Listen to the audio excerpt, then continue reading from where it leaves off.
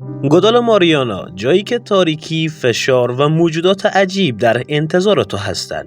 تا حالا فکر کردی که اگر به عمیق‌ترین نقطه اقیانوس بروی چه چیزی می‌بینی؟ نه نور خورشید وجود داره، نه صدای موج‌های سطح آب رو میشنوی و نمیتوانی تصور کنی که چند هزار متر آب بالای سر تو قرار گرفته.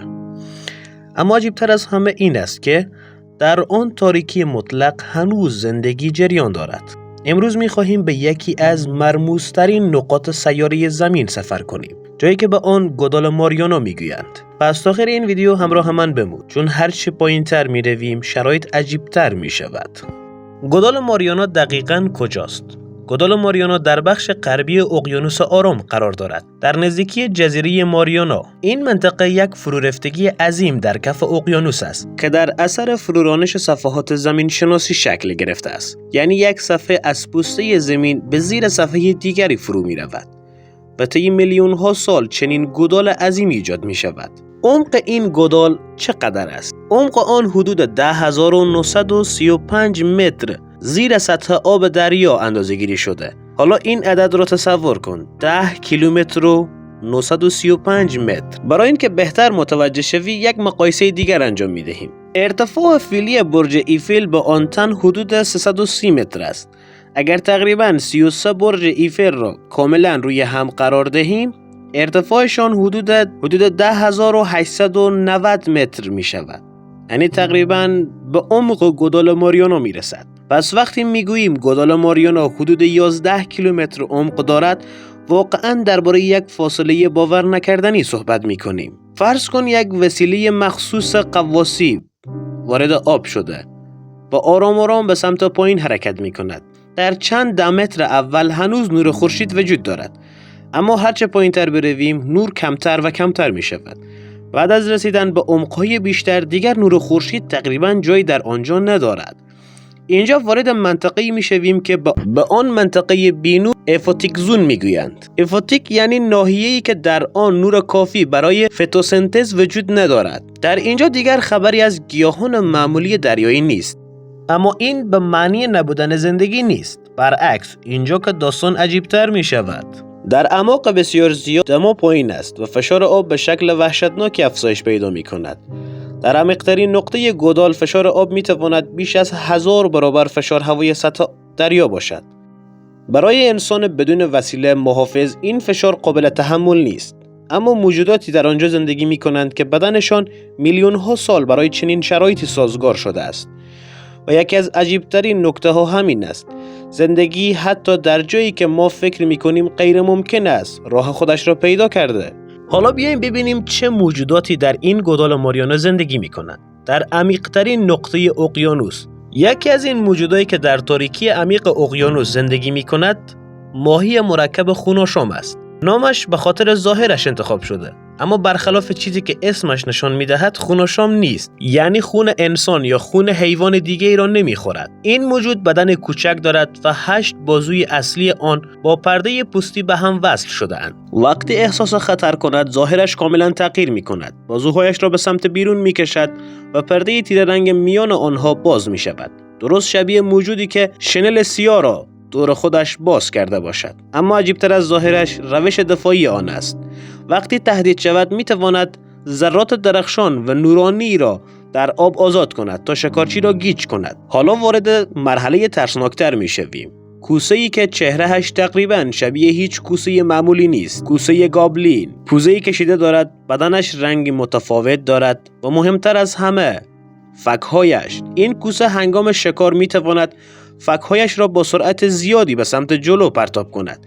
یعنی چیزی که از دور فقط یک کوسه عجیب به نظر می‌رسد، در یک لحظه می‌تواند دهانش را به سمت تومه بفرستد. این حرکت آنقدر غیر عادی است که وقتی اولین بار تصاویرش ثبت شد، بسیاری از مردم تصور کردند با یک موجود افسانه‌ای روبرو هستند. اما این یک هیولا نیست، یک شکارچی واقعی است. حالا به یکی از ترسناکترین چهره‌های اعماق می‌رسیم. ماهی سه‌چراغه. بدن کوچک، دهان بسیار بزرگ، دندانهای تیز و ساختاری نورانی روی سر. این ماهی در جای زندگی می کند که نور خورشید تقریباً وجود ندارد. برای همین خودش یک چراغ دارد، اما نه برای اینکه راه را روشن کند. این نور میتواند به شکار کمک کند. یک موجود کوچک در تاریکی شنا میکند. یک نور کوچک را میبیند، به آن نزدیک میشود و ناگهان متوجه میشه که آن نور راه نجات نیست، بلکه تله است. و یکی دیگر از این موجودهایی که در این اعماق زندگی میکنند، ماهی اژدهای سیاه. اسمش کاملا با ظاهرش هماهنگ است. بدن بسیار تیره، دهانی پر از دندانهای بلند و ظاهری که بیشتر شبیه موجودات افسانه‌ای است تا یک ماهی معمولی. اما چیزی که این موجود را ترسناک می‌کند فقط دندانهایش نیست. چشمهایش برای زندگی در تاریکی سازگار شدند و برخی از گونه‌های این گروه می‌توانند از نورهای زیستی برای شکار و ارتباط استفاده کنند. یعنی در جایی که تقریباً همه چیز سیاه است، بدن این موجود می‌تواند خودش نور تولید کند. اما حالا یک سوال: آیا ماهی‌ها هم در این عمق می‌توانند زندگی کنند؟ اینجا یک نکته بسیار مهم وجود دارد. ماهی‌ها نمی‌توانند تا هر عمقی که بخواهند پایین بروند. یکی از عمیق‌ترین ماهی‌هایی که تاکنون مشاهده شده، ماهی حلزونی اعماق دریا است.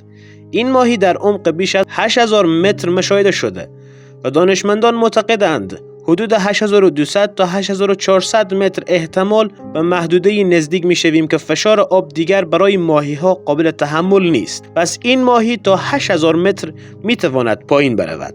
حتما یک سوال در ذهنت خطور می‌کند: چگونه این موجودات در عمق 11 کیلومتری زنده می‌مانند؟ راز اصلی سازگاری بدن آنهاست. بدن موجودات اعماق دریا با بدن جانوران سطح آب تفاوت دارد. آنها برای فشار بسیار زیاد، دمای پایین، تاریکی و کمبود غذا سازگار شدند. برخی از موجودات اعماق حتی سازگارهای بدنشان را طوری تنظیم کردند که فشار عظیم آب کمتر به سلولهایشان آسیب بزند. در اینجا قانون ساده‌ای وجود دارد: هرچه پایین‌تر بروی شرایط سخت‌تر می شود. اما موجوداتی که در آنجا تکامل پیدا کردند دقیقاً برای همان شرایط ساخته شدند. آنهایی که در پایین نمیتوانند شکار کنند چگونه غذایشان را پیدا میکنند؟ و وقتی نور خورشید وجود ندارد غذا از کجا می آید؟ یکی از منابع غذایی بقایای موجودات و مواد عالی است که از لایه‌های بالاتر اقیانوس به سمت پایین سقوط میکنند. دانشمندان گاهی به این ذرات لقب برف دریایی دادند. اما این برف واقعی نیست. ذرات ریز، مواد عالی، بقایای موجودات، ذرات زیستی و مواد دیگر هستند که آرام آرام از سطح به سمت کف اقیانوس سقوط می کنند. در تاریکی مطلق همین ذرات می توانند بخشی از زنجیره غذایی بعضی موجودات اعماق باشند. ماریانا فقط یک گودال ساده نیست. اطراف منطقه ماریانا فعالیت‌های آتشفشانی و چشمه‌های آب گرم اعماق دریا نیز وجود دارد. به این چشمه‌ها منافذ گرمایی یا چشمه‌های گرمایی می‌گویند. از این منافذ آب بسیار داغ و سرشار از مواد معدنی از کف دریا خارج می‌شود. اطراف بعضی این مناطق موجودات مختلف زندگی می‌کنند. اینجا دیگر خبری از جنگل‌های سبز و نور خورشید نیست، اما یک اکوسیستم عجیب و کاملا متفاوت وجود دارد. در سطح زمین گیاهان با کمک نور خورشید انرژی تولید می‌کنند. به این فرآیند فتوسنتز یا نورساخت می‌گویند.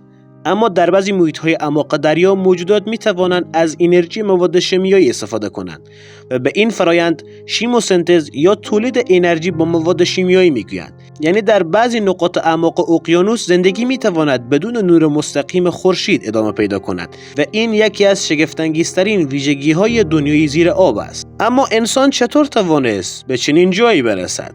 در سال 1960 زیردریایی سرنشیندار به همراه 2 سرنشین به محدوده گوادالاماریانا رفت. این اتفاق یکی از بزرگترین لحظات تاریخ اکتشافات اعماق اقیانوس بود. بعدها فناوری‌های جدیدتر به دانشمندان اجازه دادند بدون فرستادن انسان یا استفاده از ربات‌ها و تجهیزات ویژه از این محیط فیلمبرداری و نمونه برداری کنند.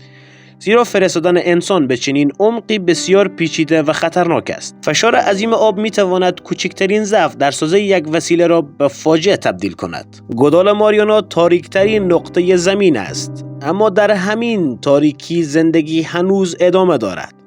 و شاید سوال واقعی این نباشد که در عمیق‌ترین نقطه اقیانوس چه چیزی وجود دارد، بلکه این باشد چند چیز دیگر هنوز آن پایین منتظر کشف شدن هستند. ممنون و سپاس از اینکه تا آخر این ویدیو با ما همراه بودید. اگر از این ویدیو لذت بردید آن را لایک کنید، با دوستانتان به اشتراک بگذارید و حتما این کانال را دنبال کنید. تا ویدیوی بعد، خدا نگهدار.